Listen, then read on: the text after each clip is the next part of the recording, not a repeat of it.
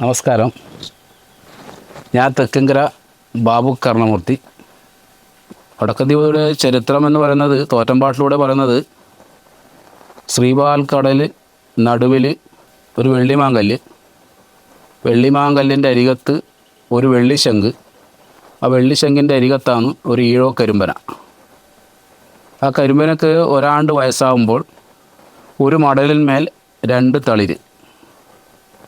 അങ്ങനെ 2 വയസ്സാകുമ്പോൾ 2 മടലിന്മേൽ 3 തളിര്. അങ്ങനെ 7 വയസ്സാകുമ്പോഴാണ് 7 മടലിന്മേൽ 7 പൊന്മുട്ട. നമ്മുടെ തോറ്റമ്പാട്ടിലൂടെ പറയുന്നതാണ് എൻ്റെ ചരിത്രം.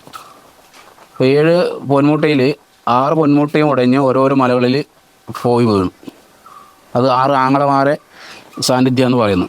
7ാമത്തെ പൊന്മുട്ടയാണ് ഉടഞ്ഞ് ദൈവക്കരുവായി വന്നു. അതായത് ഈ ദേവി ഉത്ഭവിക്കുന്നതെന്നാണ് പറയുന്നത്. അങ്ങനെ ദേവി വളർന്ന് വന്ന് മെയ് തിരണ്ടുന്ന ഒരു സമയം, മെയ് തിരണ്ട് കൊച്ചിൽ കെട്ടി, ആ കൊച്ചിലകത്ത്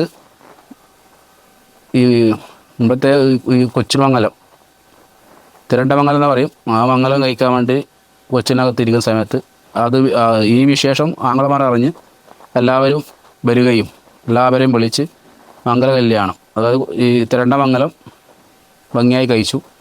അവസാനം അടുക്കളക്കാർക്ക് കറി തികയാതെ വരുന്ന ഒരു സമയത്ത് ഈ ആങ്ങളമാരെല്ലാവരും കല്ലൂർ എന്ന കൽവളപ്പിൽ പോയി മാന ചെയ്ത് വരുന്ന സമയത്ത് മറുയില്ലത്ത് മച്ചുനന്മാർ, നമ്മുടെ സ്ഥലത്ത് വന്ന് മാന ചെയ്താൽ അതിൻ്റെ നടുക്കഷ്ണം ഞങ്ങൾക്ക് തരണം എന്ന് മച്ചുനന്മാർ പറയുണ്ടായി. അപ്പോൾ തമ്മിൽ ഇത് കൊടുക്കാൻ സാധിക്കില്ല എന്ന് പറഞ്ഞുകൊണ്ട് തമ്മിൽ വാക്ക് തർക്കമായി. അങ്ങനെ ഈ യുദ്ധത്തിൽ കലാശിച്ചു എന്നാണ് പറയുന്നത്. അങ്ങനെ മച്ചുനന്മാർ ഈ 6 ആങ്ങളമാരെയും കൊന്നു. ഈ വിവരം ഈ ദേവി കൊച്ചിനകത്ത് അറിയുന്നു. എൻ്റെ ആങ്ങളമാർ 6 പേരെയും മച്ചുനന്മാർ കൊന്നു. പിന്നെ തിരണ്ടമംഗലാട മുടങ്ങി. അതിനുശേഷം ദേവി രൗദ്രഭാഗത്തോടുകൂടി ഈ മച്ചുനന്മാരുടെ അടുത്തേക്ക് പോയി.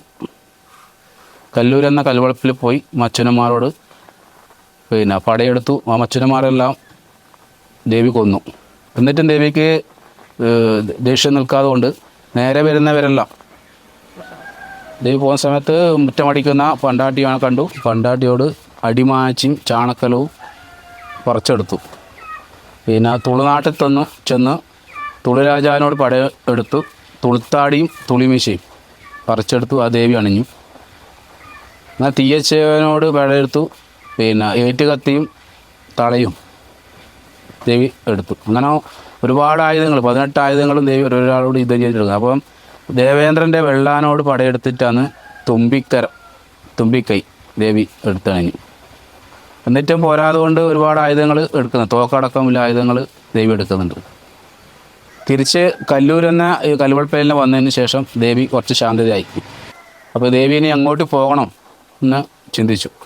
കിഴക്കോട്ട് തിരിഞ്ഞാൽ കിഴക്കത്തി എന്ന് വിളിക്കും, തെക്കോട്ട് തിരിഞ്ഞാൽ തെക്കത്തി എന്ന് വിളിക്കും, പടിഞ്ഞാറോട്ട് തിരിഞ്ഞാൽ പടിഞ്ഞാറ് പകുതി എന്ന് വിളിക്കും, വടക്കോട്ട് ദിശ തിരിയാം എന്ന് ദേവി കരുതി. അങ്ങനെ അത് വടക്കത്തി പകുതി എന്നുള്ള പേര് വരാൻ കാരണം എന്നാണ് നമ്മൾ തോറ്റമ്പാട്ടിലൂടെ പറയുന്നത്. അപ്പോൾ അതങ്ങനെ മലനാട് കാണാൻ പറ്റുമെന്ന് ചിന്തിക്കുന്ന സമയത്താണ് അതിലൂടെ വഴി പോകുന്നു വിശ്വകർമാവ്. ആ വിശ്വകർമാവോട് പറയുന്നത് എനിക്കൊരു മരക്കലം പണി തീർത്തണം എന്ന് പറയുന്നു. വിശ്വകർമാവ് കേൾക്കാതെ മതി നടന്നു പോകും.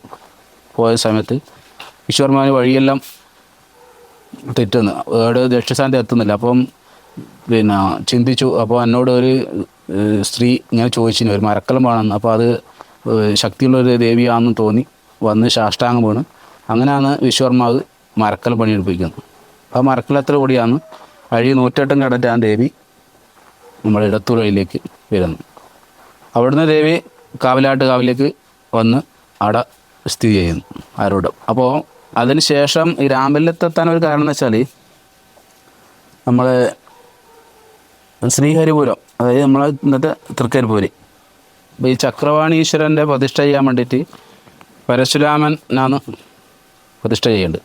അപ്പോൾ ആ പരശുരാമന് പ്രതിഷ്ഠ ചെയ്യാൻ സാധിക്കാതൊരു അവസ്ഥ ഉണ്ടായിരുന്നു. അതായത് അവിടെ ഒരു അസുരൻ്റെ പരാക്രമം മൂലം സാധിക്കുന്നില്ല. അപ്പോൾ ആ അസുരനൊരു വരവുണ്ട്, എന്നാൽ ആണിനോ പെണ്ണിനോ എന്നെ വധിക്കാൻ സാധിക്കില്ല എന്നില്ല.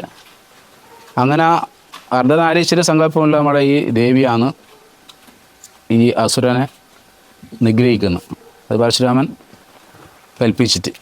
അങ്ങനെ പരശുരാമൻ പറഞ്ഞതിൻ്റെ ഇതാണ് പറഞ്ഞ മൂലമാണ് ദേവി ഈ അസുരനെ വധിക്കുകയും അങ്ങനെ രാമൻ വില്ല് വെച്ച സ്ഥലം നമ്മുടെ രാമവില്ലത്ത് ദേവിക്ക് പ്രധാന സ്ഥാനം കൊടുക്കുകയുണ്ടായി. അങ്ങനെ പ്രധാന ദേവതയായിട്ടാണ് അവിടെ ഈ ദേവി കുടികൊള്ളുന്നത്. അപ്പം എത്തിയതുകൊണ്ട് പട ജയിച്ചതുകൊണ്ട് വടക്കത്തി ഭോതി എന്നും വടക്കെന്ന് വന്നതുകൊണ്ട് വടക്കത്തി ഭോതി എന്നും ഈ ദേവിനെ പറയപ്പെടുന്നുണ്ട്.